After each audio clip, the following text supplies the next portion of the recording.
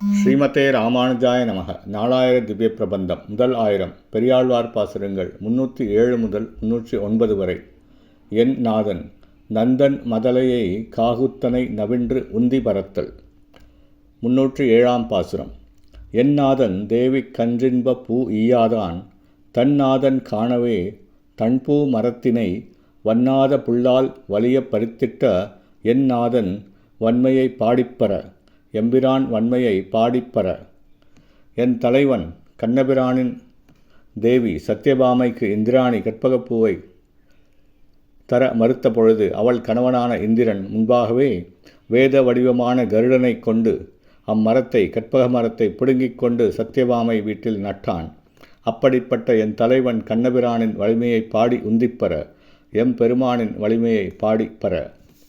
308 பாசுரம்.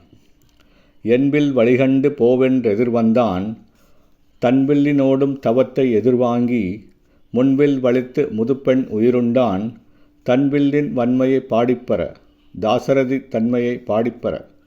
ராமபிரான் சீதையை திருமணம் செய்து கொண்டு மிதிலையிலிருந்து அயோத்திக்கு மீண்டும் வரும் பொழுது வழியில் பரசுராமர் தன்னிடம் உள்ள வில்லை காட்டி என் வில்வழி கண்டு போ என்று சொல்ல ராமபிரான் அவருடைய வில்லையும் தவத்தையும் அவர் எதிரிலேயே வாங்கி அழித்தான்.